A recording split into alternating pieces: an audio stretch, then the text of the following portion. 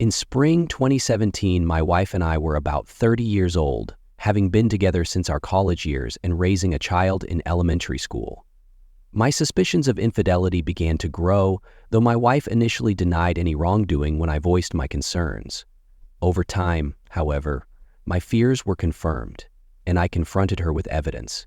Despite her persistent denials, she eventually broke down, admitted the truth, cried, and begged for forgiveness. In that moment, I felt a strong urge to ask her to leave and proceed with divorce, but decided it was important to reflect on the events leading up to her confession. Her infidelity hadn't yet become physical, but there were plans for a meeting. A few months before this turning point, I noticed her behaving unusually with her phone.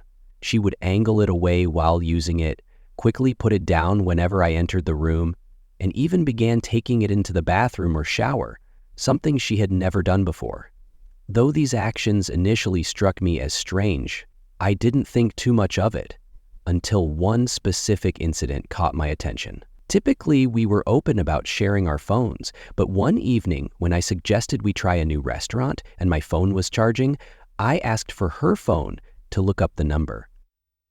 She hesitated, holding onto the device while showing me the menu instead of simply handing it over.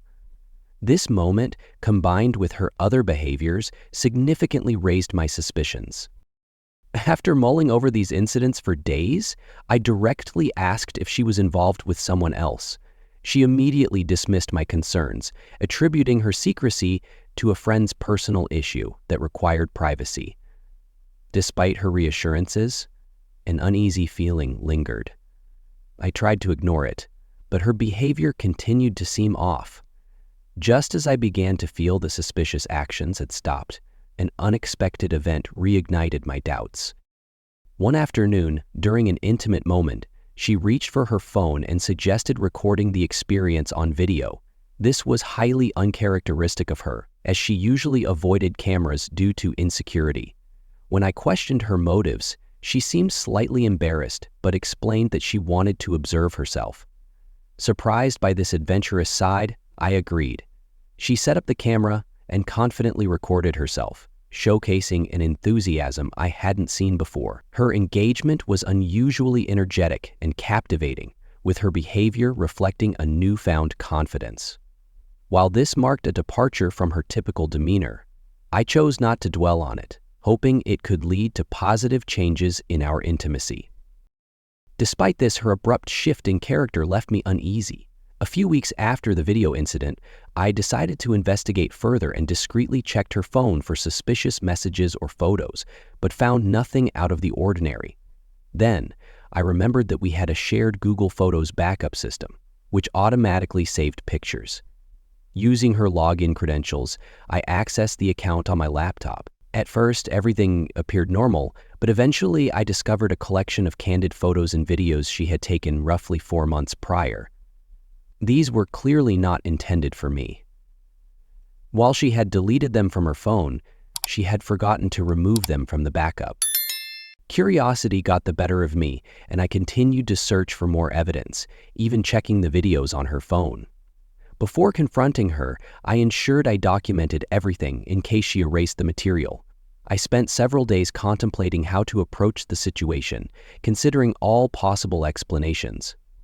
At that time, platforms like OnlyFans weren't widely known, but I wondered if she could have been posting explicit content online. However, given her reserved nature, this seemed unlikely. The most plausible explanation appeared to be a romantic or emotional connection with someone else. Once again, I brought up my suspicions, hinting that something didn't feel right. She seemed slightly offended and repeated that there was no one else in her life. Hoping she would admit the truth, I chose not to reveal the evidence I had uncovered, but still received no confession. Finally, I presented her with the evidence from her Google account and demanded an explanation. At first, she seemed shocked, but quickly recovered, claiming the materials were part of an elaborate anniversary surprise she had planned for me. Skeptical of her story, I bluffed, saying I had access to more than just her Google account, hoping this would prompt her to confess. Faced with this, she broke down, crying and pleading for forgiveness. She insisted that I misunderstood the situation and denied any wrongdoing. When pressed further, she reluctantly revealed details about a colleague she had met at a work event in late 2016, around 7 months before these incidents.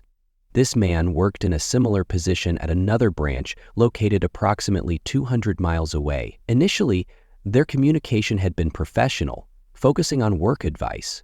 However, after exchanging phone numbers, their conversations became more personal, especially following her recent promotion. She admitted that he began flirting, and she had reciprocated. Eventually, to maintain discretion, he suggested moving their communication to an encrypted messaging app, where their exchanges became more intimate. From my perspective, this individual appeared to have a pattern of pursuing married women, which deeply unsettled me. The initial messages had already been deleted, so I never had the chance to see them. However, the rest of their correspondence remained saved in the messaging app.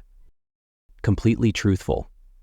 Eventually, she reluctantly opened the app and handed it over to me, curling into herself with her head resting on her knees.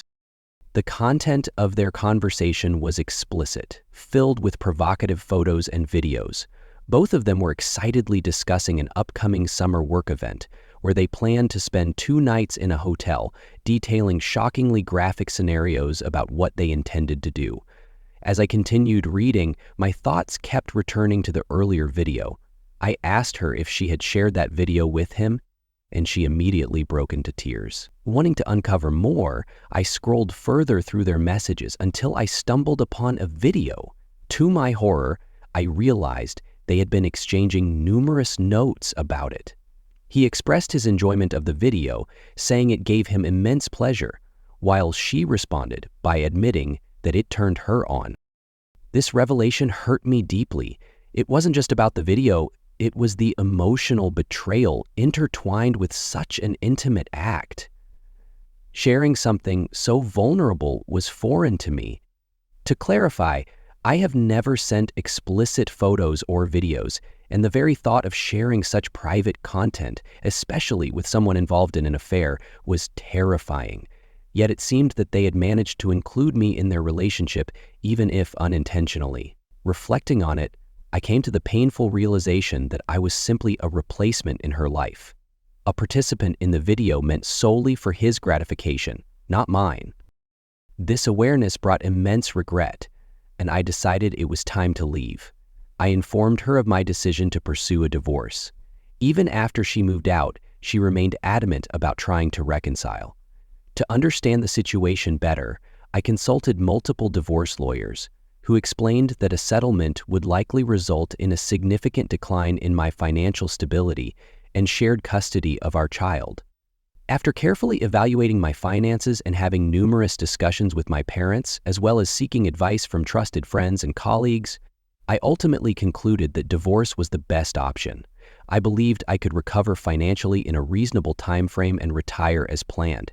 Additionally, I felt that our daughter would benefit from having 2 contented parents, even if they were no longer together. When I eventually told my wife about my decision to proceed with a divorce, she surprised me by proposing an alternative. She suggested a 1-year trial separation, during which we could cool off and potentially repair our relationship. After consulting a marriage counselor, I reconsidered. If I chose to move forward, the counselor assured me they would facilitate the divorce process while ensuring joint custody and a fair division of assets. After much deliberation, I agreed. I informed my wife that I would approach this separation as though I were single. Given how long we had been together and my limited experience dating before our relationship, I felt I needed to explore life outside of our marriage to make a well-informed decision about our future. I expressed my dissatisfaction with her behavior and made it clear that if she found this arrangement unfair, we could finalize the divorce. Although she was upset, she eventually understood my perspective and agreed. Shortly after, I began dating other women, even forming a romantic connection with someone I met at the gym that lasted several months. My wife, however, seemed doubtful about the sincerity of my relationships. She struggled to handle the situation appropriately. During our first marriage counseling session, the counselor asked if I was dating, and I confirmed that I was. My wife responded by saying she didn't see the point of continuing therapy if I was involved with other women. After the session, I agreed with her sentiment, expressing my belief that counseling might not be helpful. Later, she apologized for her remark and retracted it. I told her we could revisit the idea in the future. In the following months, she often sent me messages late at night, questioning why I treated her the way I did and wondering if I hadn't punished her enough. About a year and a half later, I began considering reconciliation. We had successfully co-parented and spent time as a family with our daughter. Additionally, my dating experiences had been disappointing. Despite going on multiple dates, including second and third ones, I realized I couldn't envision anything beyond casual relationships with the women I met. More than a year after our divorce, I decided to end my dating life and focus on reconnecting with my wife. In early 2019, I asked her to move back in so we could rebuild our family. This decision brought immense joy to our daughter. Our efforts to repair our relationship were rooted in our shared commitment to raising our child. As a mother, I trust her entirely. She is excellent in that role, and I have complete confidence in her ability to make sound financial and medical decisions on my behalf if needed. However, our romantic relationship hasn't recovered. Unfortunately, I no longer feel a profound sense of gratitude for having her in my life. Although some aspects of our relationship are less than ideal, they don't detract from my overall happiness. I've held on to hope for years, but after more than 4 years of reconciliation, it seems unlikely that things will improve significantly. Nevertheless, I am content fulfilling my responsibilities as a dependable partner and devoted father. This arrangement used to work well for me, but recent events have brought turmoil into our relationship, leaving me feeling lost and disheartened. After the betrayal, I am relying heavily on the support of others to navigate these challenges. My closest friend and I have shared a deep bond since our teenage years, attending every significant milestone together, from proms to weddings and even the births of our children. Despite our hectic lives, we always managed to carve out time for sports a few times a week. During the difficult period of my separation from my wife, he offered me unwavering support, checking on me daily and ensuring I looked after myself. He even kept an eye on my alcohol consumption, helping me maintain control and stability during such a challenging time. However, things began to shift after I took charge of organizing Thanksgiving last year. He started to pull away, frequently canceling our gym sessions and generally avoiding contact. At first, I assumed his behavior was due to the holiday season's demands, with family and work responsibilities piling up for everyone. Occasionally, I sent him messages to check in, but his replies were typically brief or reduced to simple thumbs-up emojis. I didn't think much of it, figuring he might just need some personal space. I made several attempts to reconnect, assuring him of my genuine care and support. Then, in January, my wife brought up an issue that left me stunned. She mentioned that I hadn't told her about my best friend's divorce. I had no idea what she was referring to. It turned out that his wife had reached out to mine, seeking advice on how to cope with infidelity and repair their marriage. My wife had offered her standard guidance, emphasizing values like honesty, patience, and respect, and even recommended some reading material. Despite the irony of her giving such advice, I chose not to comment on it. Watching their struggles deeply saddened me. I was aware of their difficulties but couldn't understand why my friend hadn't turned to me for support. After all, he had been there for me during my wife's betrayal, and I believed he knew I would never judge him. Driven by concern, I began reaching out more, inviting him to the gym or for a drink, hoping to reconnect. We eventually played a game of disc golf, though it took considerable effort to convince him to join me. When we met, his demeanor was cold and distant. He seemed curt and unfriendly, but as we talked, he slowly opened up. He shared that his wife had suggested they live separately, as my wife and I had done. She even implied that affairs were common in many marriages. His wife's doubts about his fidelity had led him to consider divorce, and it was clear he partially blamed me for their situation. The pain of realizing I might have contributed, however indirectly, to his suffering, cut as deeply as my discovery of my wife's betrayal. It left me questioning whether my decision to stay in my marriage had somehow normalized infidelity. I wondered if forgiving a betrayal made it seem more acceptable, and whether there was anything I could do to support my friend. I tried to explain my reasoning for staying with my wife, emphasizing that our relationship had become more practical than romantic. I told him our marriage no longer resembled what it once was. Despite my attempt, his indifference didn't confuse me. I understood his anger and sympathized with him. Still, the incident reopened old emotional wounds, worsening the tension in my relationship with my wife. It has been 2 months since we last shared any intimacy, and even simple gestures like eye contact or physical touch have become difficult for me. Thoughts of divorce have resurfaced, but now that my daughter is older, I feel she could handle the potential fallout better. I believe my wife would be an excellent co-parent regardless of our marital status. Yet, I am weighed down by guilt and sadness over how far we've drifted apart. I feel disgusted by some of my own actions and wonder if anyone else has experienced this overwhelming sense of guilt. How did you cope with it?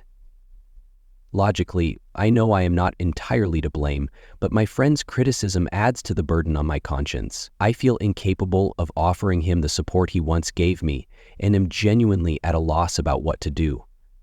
I can't help but question whether infidelity has permanently damaged my ability to form deep emotional connections. After that conversation with my friend, I felt a profound emptiness. I remember lying in bed one weekend, reflecting on my lack of emotions despite being with an amazing woman and sharing a tender moment. Instead of feeling joy, I was consumed by an inexplicable void. I yearned for the deep connection and closeness my wife and I once shared, but it never resurfaced. This inability to feel left me burdened with guilt and self-doubt. When we reconciled, I hoped to regain the fulfillment we once had, but while the physical aspects of our relationship have been enjoyable, they lack genuine emotional connection. It often feels like I'm just going through the motions. Recently, there has been some progress in our relationship. We've had several open discussions, and I must commend my wife for her perceptiveness in understanding my concerns. However, I questioned her about her willingness to judge my friend's wife for behavior similar to her own. She strongly denied the comparison, insisting that my friend's wife had repeatedly cheated, whereas she had never intended to. She claimed she had made a single mistake, allowing herself to be carried away by the moment. Despite her explanation, I felt she didn't fully grasp the gravity of the situation, or perhaps I didn't understand her perspective. On one hand, I acknowledged that our circumstances could have been worse, but on the other, the guilt continues to weigh heavily on me. At least we are communicating now. Some have suggested therapy, but while we attended one marriage counseling session, we didn't continue. My wife pursued individual therapy during our separation. My family's had a complicated history with mental health treatment, particularly due to my grandmother's poor experience with therapists during a less progressive era, which left a lasting impact on how we view mental health support. This has become a major hurdle for me in seeking help for myself, and I am unsure how to address it. Regarding Mike, I decided to follow the advice given and give him space. I reached out via text expressing my support, apologizing for his current challenges, and assuring him that I was there for him. In response, he simply sent a thumbs up, which I interpreted as a signal that he needed help. I feel deeply sorry for him and genuinely want to offer my support. I am grateful to all of you for being a source of refuge for me, as I cannot share these issues with anyone in my life. They either judge me or criticize my wife, which benefits no one. Any advice or encouragement would mean a great deal. On a different note, tonight brought an unexpected turn of events. For the first time since the new year and the incident involving Mike and his wife, my wife drank several glasses of wine after finishing work. From the beginning, her undeniable beauty, which has always captivated me, stood out. Recently, my physical desires have grown significantly, complicated matters. Her infidelity revealed that I am not an essential part of her past, which makes me feel like merely an option rather than a necessity. It makes me think that if I fail to meet her needs, someone else undoubtedly will. There was no tenderness or intimacy during this encounter, just a dark, primal energy. Once it was over, my immediate impulse was to shower, which I did.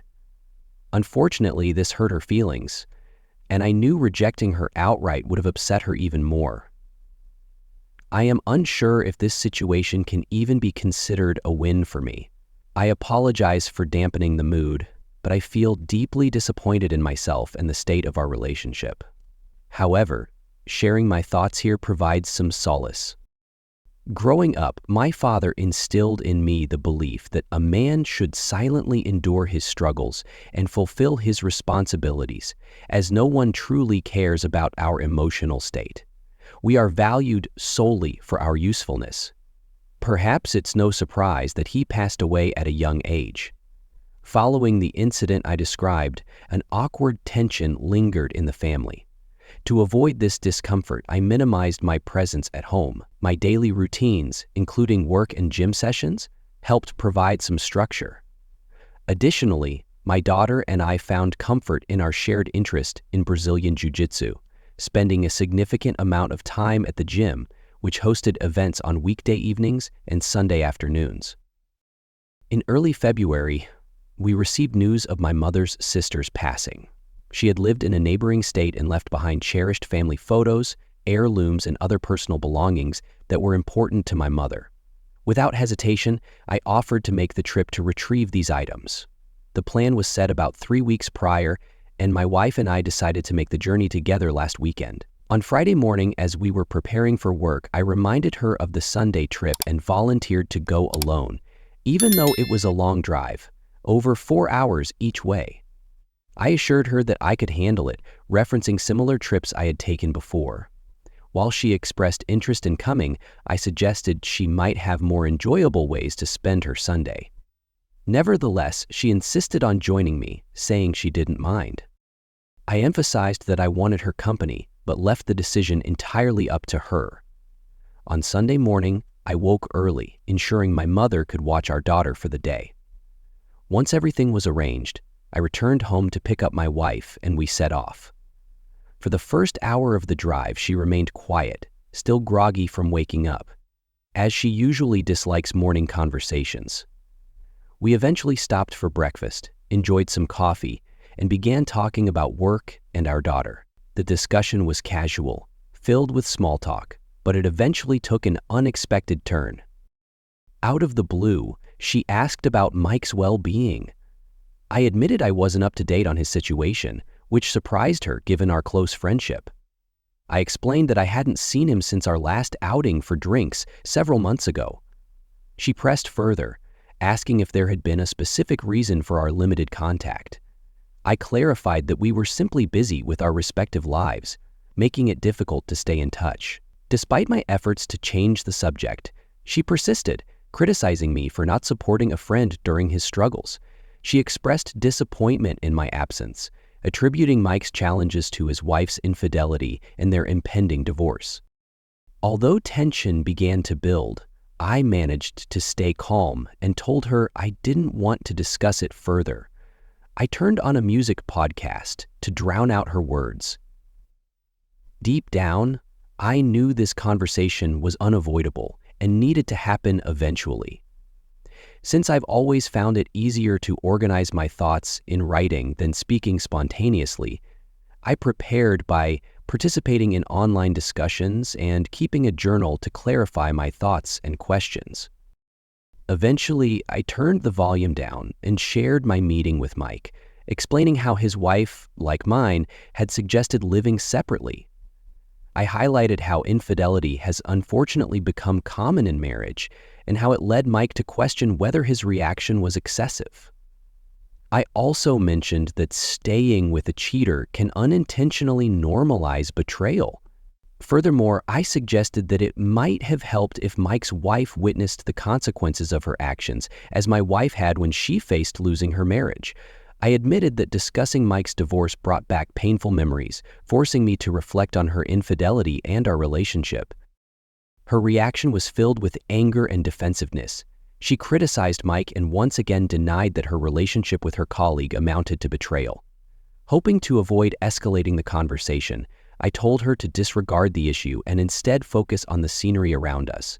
I turned the radio back on, and we drove in awkward silence for about 30 minutes. Eventually, she calmed down, apologized, and expressed a willingness to talk. Reluctantly, I agreed. Her first question was whether I still loved her. I admitted honestly that I wasn't sure. She claimed to know how I felt about her. Curious, I asked how she could be certain when I struggled to understand my own emotions. She responded by saying that love is not just a feeling but an action. She perceives my love through my unwavering dedication to our family. I am a committed father who diligently fulfills his responsibilities daily. Even during our separation, when she placed immense trust in me, she relied on me without hesitation during her most vulnerable moments. Being with me made her feel secure, both for herself and for our daughter. She believed all my actions were driven by love, and if she sensed my affection, she considered it authentic. She then asked if I believed she loved me. I responded confidently that I knew what she loved.